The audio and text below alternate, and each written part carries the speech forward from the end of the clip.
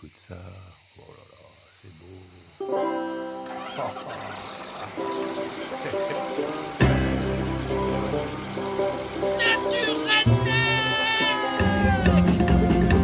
On sort 30 litres de l'eau à l'heure, quoi, hein, si les produits sont bons. Vous la buvez à quelle occasion dans le temps? Bon, on la boit tout le temps. Les occasions, il y a toujours des occasions pour boire la radio. Moi, je pense bien que c'est l'exode urbain, là.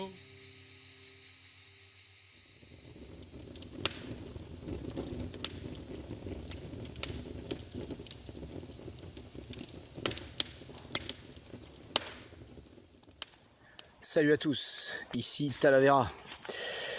Je vous retrouve pour le deuxième numéro de Nature Redneck, que j'appellerai aussi plus communément cutéreux à la française. Alors vous voyez, là je suis dans mon petit potager, je suis en train de préparer mon jardin d'hiver, on va dire. Enfin, jardin d'hiver, non, je dis des bêtises. Non, je prépare mon jardin pour cet été. En fait, je n'ai quasiment pas de jardin d'hiver. J'ai 2-3 betteraves là-bas, 2-3 conneries, mais je fais plutôt un jardin d'été, on va dire. Mais donc, je prépare mon sol en hiver pour cet été. Alors là, je vais vous montrer. Vous voyez, ça, c'est de la râpe de raisin. Voilà pourquoi je parle du potager, parce qu'en fait, je suis en train d'amender mon sol avec de la râpe de raisin. Râpe donc qui est le résultat de... On a fait le vin, on a pressé notre raisin, il reste la râpe. Et normalement cette râpe, certains la mettaient au goret, bon, mais, comme dirait l'autre, il y a encore un petit billet à faire. Un billet, c'est pas un billet, mais c'est-à-dire qu'en gros, rien ne se jette, et en fait tout resserre. Et donc, la râpe de raisin, une fois qu'elle a été pressée, une fois qu'on a fait notre vin, eh bien, on la met en fût étanche et on en fait de la râpe. On en fait de l'agnole, pardon.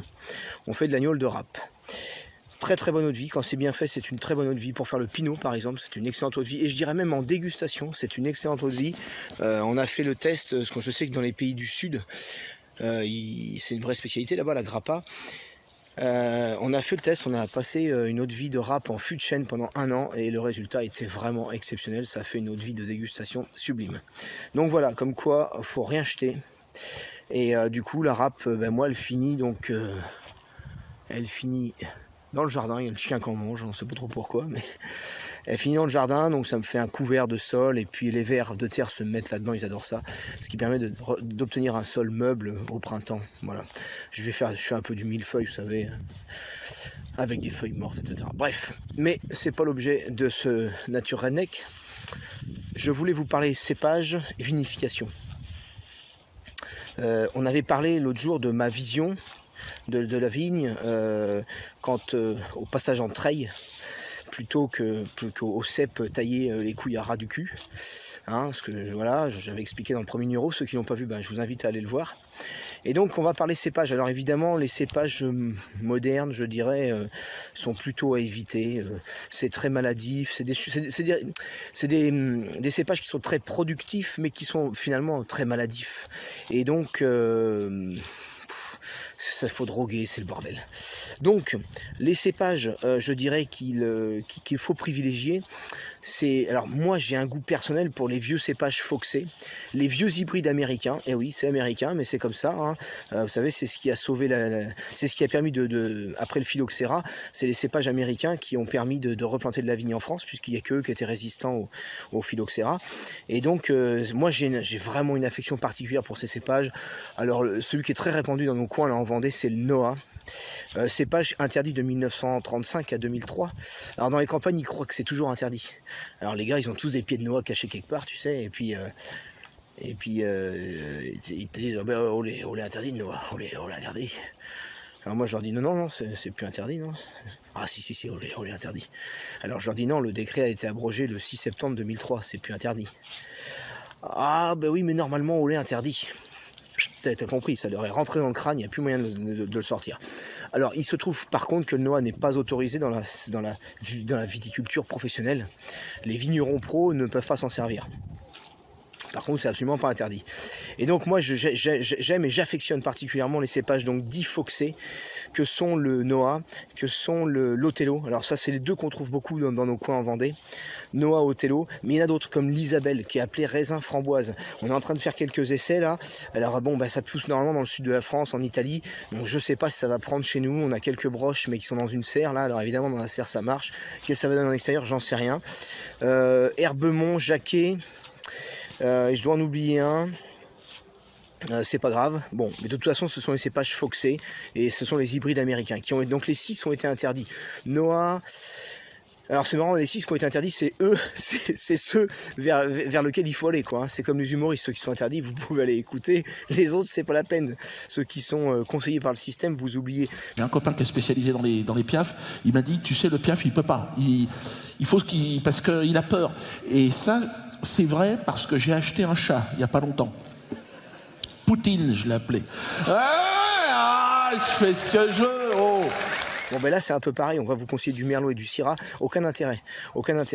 Il faut aller vers les cépages résistants, les vieux cépages, donc ce sont Noah, Otello, Jacquet, Herbemont, Clinton, Isabelle, voilà je crois que j'ai fait le tour. Ces cépages n'ont pas besoin de traitement, puisqu'elles sont résistantes naturellement, il n'y a pas besoin de traitement du tout. Ni pour l'oïdium, ni pour le mildiou. Et ça se bouture facilement. Donc c'est très intéressant pour développer sa propre vigne. On ne passait ni par les vendeurs de produits phytosanitaires et ni par les pépiniéristes, puisqu'on pouvait bouturer les cépages directement au sol et créer sa propre vigne. Voilà. Il y a aussi d'autres cépages qui fonctionnent très bien. On a le 54-55 chez nous qui est une petite merveille, alors qu'il n'est pas un cépage Foxé là du coup. C'est pas un cépage Foxé, donc c'est une des longues séries d'hybridation. Et le 54-55, si vous voulez, il est très connu dans le coin parce qu'il faisait un excellent rosé. Et comme autrefois, boire du vin rouge, ça faisait paysan, les mecs se sont mis à faire du rosé, ça faisait moins, tu vois, t'as moins les dents tachées, etc. Ils se sont mis à faire du rosé. Alors le rosé, c'est du raisin rouge. Pour la petite anecdote, c'est du raisin rouge, mais la différence c'est que le raisin rouge, vous le broyez et vous le laissez macérer sur sa pulpe, sur sa râpe, pendant une semaine, des fois jusqu'à 2 semaines. Pour ceux qui raflent complètement, qui laissent que le grain, ils peuvent laisser jusqu'à 15 jours. Voilà. Alors que le rosé, si vous voulez, vous le vendangez et vous le pressez direct. Il n'y a pas de macération sur sa pulpe, sur sa peau. Donc il récupère beaucoup moins de tanins et donc il est rosé quoi. Mais c'est la même chose. Avec le même raisin, vous faites du rosé et du rouge. Voilà. Donc j'en reviens au 54-55, les mecs se sont tous mis à faire du rosé dans le coin, ça fait un bon rosé. Et donc ça faisait classe d'avoir un vin clair et non pas un vin qui tache les dents, qui est violet. Cela dit, moi je trouve qu'en rouge il est encore meilleur. Pour moi c'est-à-dire que le petit bouquet qu'on a au final dans le rosé de 54-55, donc son vrai nom c'est le Cébel au fait. Voilà, je parle 54-55, on dit tous ça ici. Le 54-55 c'est le cépage Cébel. Et donc ce 54-55 finalement ce Cébel, quand il est fait pour moi en rouge, il est encore au-delà, c'est-à-dire que le petit bouquet final qu'on a quand on le boit en rosé, il est décuplé en rouge. Donc pour moi c'est encore meilleur. C'est encore meilleur. Donc voilà, il y a des cépages comme ça, comme le 54-55 qui vont très très bien, 18 000, 26 000, ce sont des cépages qui sont vraiment pas maladifs, qui donnent du raisin sans problème. Voilà, donc il faut privilégier ça. Bon, en fait, il faut aller voir les anciens dans les vignes, et puis voilà, il faut leur dire qu'est-ce que c'est comme cépage. Si le mec il dit j'ai du merlot, du syrah, tu te tires en courant, c'est pas la peine. Par contre, s'il dit, il est dans 18 000, là, puis il est dans 54-55, et puis on la donne Noah, et puis bon, là c'est parfait, vous pouvez faire des broches, vous pouvez lui demander, est-ce que je peux venir pendant la taille, vous faites des broches, et je vais vous montrer quelques broches. Voilà, tiens, par exemple ici là,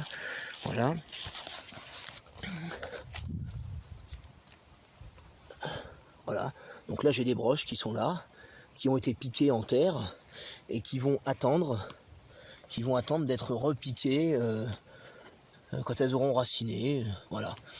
Donc voilà, nous on fait comme ça, on fait des broches, vous piquez ça en terre, vous le laissez raciner, et puis après une fois que c'est raciné, vous plantez votre plant où vous voulez, vous le laissez courir le plus possible, le plus long possible, le plus grand possible, vous lui laissez vivre sa vie.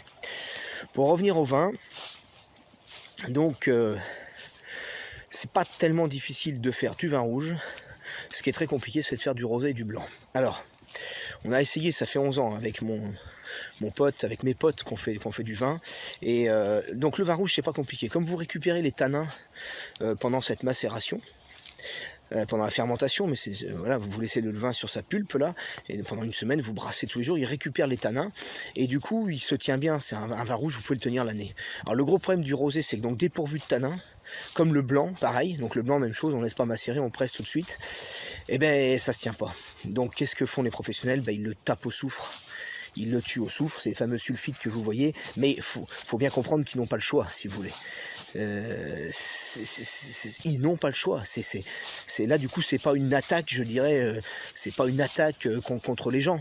Le soufre, c'est que si tu achètes du blanc sans soufre, d'abord, il va se perdre très vite, il va repartir en fermentation, machin, etc. Et puis ça se perd, ça se tient pas. Ça se tient pas, faut leur... Alors, il y en a peut-être qui diront qu'il y a des exceptions, mais en règle générale, si vous voulez, en gros, il faut empêcher le rosé et le blanc de faire sa deuxième fermentation. Parce que ça le rend pas bon. Ça lui donne un goût de ferment, c'est pas très bon, quoi. On en a perdu plusieurs, comme ça, c'est pas bon, c'est dégueu, quoi. Donc, il faut les empêcher de refermenter. Donc, bam, faut les taper au soufre, faut les tuer, quoi. C'est un produit qui ne doit plus vivre. Boum. Alors donc, du coup, faire du rosé et puis du blanc, c'est compliqué. Nous, personnellement, on n'a jamais vraiment réussi. Alors, on a réussi une année avec une erreur de chaptélisation. Alors, vous savez, quand votre mou de raisin est pas assez sucré, bon, vous rajoutez du sucre. Alors, les professionnels ont appelé ça la chaptélisation. Bon, en gros, ils rajoutent du sucre dedans, quoi. Et une année, donc, je me suis trompé dans les dosages et j'ai beaucoup trop sucré mon rosé. Et en fait, ça fait une merveille. Ça fait une merveille, pas sucré du tout, hein. C'est-à-dire que les sucres ont muté en alcool. C'était un rosé sec, mais c'était une merveille. Et on en a ouvert une bouteille, il est 2017, on en a ouvert plusieurs bouteilles pendant la vendange. Il était encore fantastique, mais je pense qu'il était fantastique parce qu'il tapait 16 ou 17 bourrins. Voilà. Donc vous avez compris, en gros, si ça fait 16-17, évidemment, ça bougera pas. Mais si c'est un vin à 11-12, vous allez le perdre. Enfin, en tout cas, nous, on n'a pas réussi. Hein. Sans soufre, ça fonctionne pas, on n'y arrive pas. Et comme on veut pas souffrer, du coup, on fait que du rouge. Voilà. Donc voilà pour ce qui est de la différence, c'est pour ça que je disais dans la première vidéo, je disais voilà, pour moi il y a vraiment il y a d'un côté le rosé et le blanc qui sont pour moi du jus de raisin additionné de soufre, et de l'autre côté vous avez le vin rouge, lui qui peut être vraiment le sang du Christ, hein, le truc, il n'y a rien dedans, quoi. C'est juste du jus de raisin qui a fermenté, voilà. Et donc je dirais, pour les novices, comme moi, je suis encore un novice. Au bout de 11 vendanges, finalement, je suis un novice. Surtout que je pars de zéro. J'ai pas mon père qui faisait de la vigne, etc. Parce que les mecs, j'en connais, hein, ils font le vin comme vous allez pisser un coup. Et leur vin est fantastique. Et quand tu leur poses la question, en fait, ça fait 5 générations qu'ils font le pinard. Donc les mecs, ils font ça sans réfléchir. Ils croient qu'ils font rien. Mais en réalité, ils ont un savoir-faire phénoménal. Et donc voilà, moi je dirais quand on ne sait pas, on fait du rouge.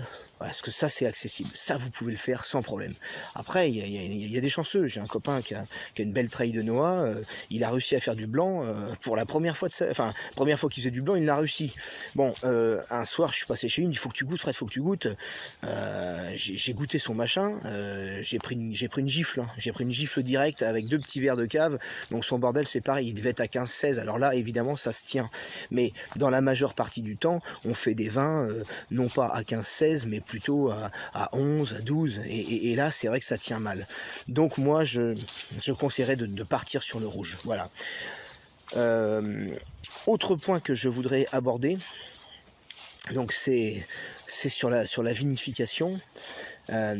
Nous on a travaillé dans ce qu'on appelle des garde-vins, c'est-à-dire c'est un fût en fibre de verre, c'est vertical, vous mettez votre vin dedans et il y a un couvercle qui se pose avec une chambre à air qui fait le tour, ce qui fait qu'il n'y a pas d'air qui passe. On a travaillé comme ça, bon, ça faisait du vin sans problème, mais quand j'allais voir des anciens qui faisaient goûter leur vin, les mecs, il y avait quelque chose que nous, on n'avait pas, quoi. Alors, je leur dis, mais qu'est-ce que c'est comme cépage? Hydro 54-55. Alors oui, d'accord, bon, mais comment tu fais? Il passe les graines. Ouais, le mec, il te raconte, et tu te rends compte que tu fais exactement comme lui. Tu laisses cuver combien de temps? Il laisse 4-5 jours, dépend. Je comprenais pas, quoi.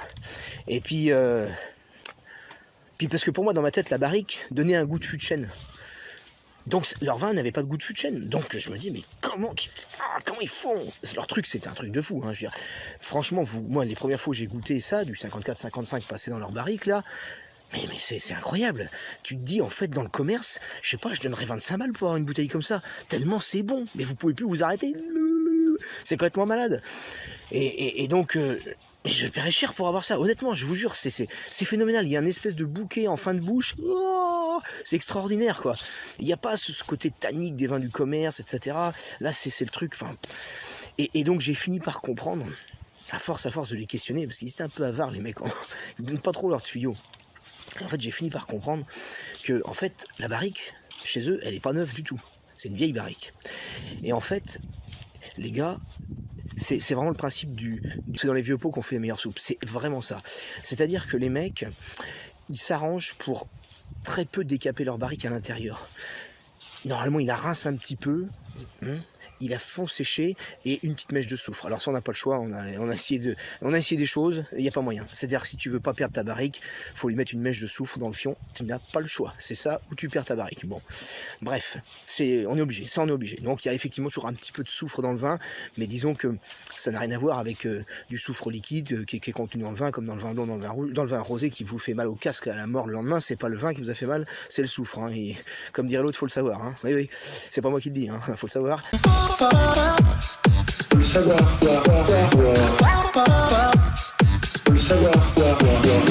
Bon, moi j'ai fait le test. Avec mon vin de vigne sans soufre, je peux boire. J'ai déjà fait 1,5 litre dans la soirée, bon, de 19h à minuit, toute la soirée, tranquille, 1,5 litre. Le lendemain, je me lève, je suis frais comme un gardon. Si je fais 2,75 du commerce, non mais c'est même pas la peine. Ma journée est cramée du lendemain, la tête de même, enfin, vous connaissez le truc quoi. Hein. Donc vraiment le soufre ça casse la gueule, il faut le savoir. Et je me suis un petit peu perdu, mais c'est pas grave. Du coup, voilà, le soufre dans la barrique c'est obligatoire, mais c'est pas parce qu'on met une mèche de soufre dans sa barrique que le vin va casser la tête. Ça n'a rien à voir avec des additions de soufre, etc. Là, je sais pas quel pourcentage de soufre passe dans la barrique, mais c'est très peu. Bref, donc en gros, les gars, ils rincent un tout petit peu la barrique, ils mettent une mèche de soufre. Terminé. Et donc, elle est culottée cette barrique. Et il y en a même qui poussent le bouchon encore plus loin, ils gardent un seau de vin et ils lavent leur barrique avec un seau de vin. Vous voyez le truc ? Vous voyez les mecs, c'est là que vous voyez le savoir-faire et jusqu'où les mecs ont poussé le truc et ils sont montés en qualité en fait, non pas à regarder les molécules du vin comme font les professionnels, de mettre un petit peu de ci, un petit peu de ça. Eux non, le jus de raisin c'est le jus de raisin, mais nous on va travailler notre fût pour qu'il devienne vraiment le truc qui va donner du goût au vin. Et ça c'est extraordinaire parce que si vous voulez, en gros les barriques elles sont vanillées, vous mettez le nez dedans, elles ont un nez vanillé, sucré, fruité, c'est juste incroyable. Et maintenant, on a des barriques, nous, ça y est, qui sentent bon comme ça. Vous mettez votre vin dedans. J'ai presque envie de dire quel qu'il soit, bon, voilà, qu'il soit quand même correct. Et en fait, il aura le goût de l'odeur de la barrique. Donc c'est extraordinaire. Alors par contre, voilà, donc il y a des gars qui vont jusqu'à laver leur barrique avec du vin pour pas qu'il y ait de l'eau qui aille dedans. Vous voyez jusqu'où ils poussent le bouchon. Mais vraiment, ces mecs-là sont montés en qualité, c'est juste incroyable. Et ça dans le commerce, pour moi, ça n'existe pas. Hein. Et moi, j'ai des copains qui font des soirées œnologie et tout, ça m'emmerde, moi je veux pas y aller. Je sens que je vais m'emmerder, c'est sûr. Et je vais leur dire, arrache-moi ta merde, goûte-moi dans le vin de la vigne, tu vas voir que c'est autre chose, je te garantis. Et voilà, et moi je trouve des produits mais incomparables et je serais prêt, je veux dire, dans l'idée où je ferais pas de vin, etc., je serais prêt à payer cher pour avoir ces bouteilles-là, que les mecs ils vendent ça 1 € du litre, il faut le savoir, hein, encore une fois. Vous allez dans les fermes, les mecs qui font du vin, vous avez des Rolls-Royce à 1 € du litre, c'est juste un truc de fou. Écoutez, je crois qu'on a fait le tour, hein. Je voulais faire un format court, je suis déjà à 18 minutes, mais en tout cas, je vous dis à très bientôt, ciao. Boire un canon, c'est sauver un vigneron. Si tu bois du vin, t'auras des copains. Bon, vous êtes en direct de mon chai, et je vous fais faire un peu le tour du propriétaire. Voilà, donc là-bas il y a les petites gnôles, et puis là il y a le pinard. Voilà. Et alors vous pouvez pas vous imaginer le bonheur que c'est d'avoir son vin nouveau dans les cuves. Je pense que les gens aujourd'hui ne prennent pas la mesure de la vendange, parce qu'il y a de l'alcool plein les magasins, tu vois, au supermarché il y a du vin toute l'année. Il faut vraiment se replonger dans l'histoire et imaginer qu'à l'époque les mecs ils n'ont pas de sous. Ils n'ont pas de fric, ils n'achètent pas de vin. Le vin, c'est celui que tu fais. Et il faut s'imaginer que le vin que tu fais, au mois de mai, il est baisé. Il repart en fermentation, enfin c'est fini, ça fait du vinaigre, terminé. Bon. Donc, t'as plus de vin de mai jusqu'à... Tu vois, bon, t'en as pour un petit moment à attendre. T'as le pinot éventuellement pour faire le raccord, mais t'as plus de pinard. Ou alors tu bois du vinaigre. Voilà, soit l'un, soit l'autre. Et donc, faut s'imaginer le vin nouveau qui arrive. Imaginez la joie d'avoir ce vin nouveau qui est rentré dans les caves. Et là, tu peux aller te servir. Et c'est là où ça devient extraordinaire. Ça va peut-être pisser à côté. Voilà. Voilà. Et là, t'as ton vin nouveau qui est là. Alors là, c'est encore à moitié du jus de fruits. Hein. C'est pas fini. Nous, on a fait la vendange à la mi-octobre. Donc le vin, il a 1 mois. Alors, avec une température optimum de fermentation, c'est-à-dire 20 degrés, il serait fini. Mais comme ici, dans mon chai, il fait frais, bah ça met un peu plus de temps. Bon. Mais c'est pas grave, parce que du coup, il y a le côté jus de fruits qui reste. C'est terrible. Là, oui, je viens de boxer pendant 2 heures, là. Regardez ce qu'on a droit après la boxe.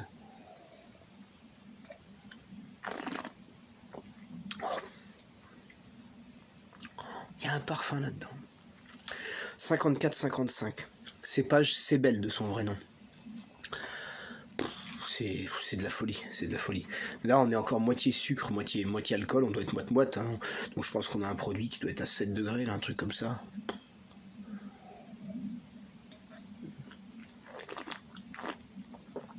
Calas Novas, il peut repasser avec ses jus de carotte, hein, je vous le dis tout de suite. Hein. Là...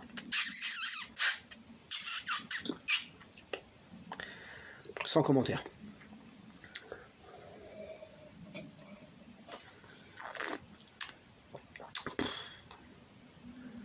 Complètement baisé. Si t'as pas connu ça dans ta vie, t'as loupé ta vie. Tu vois, moi c'est pas la Rolex de mes couilles là. Je sais même plus comment il s'appelle. C'est pas ça, c'est toi, si t'as pas connu ça dans ta vie, t'as loupé ta vie, c'est clair. Ça c'est de l'or en bas, regarde la couleur du pouce.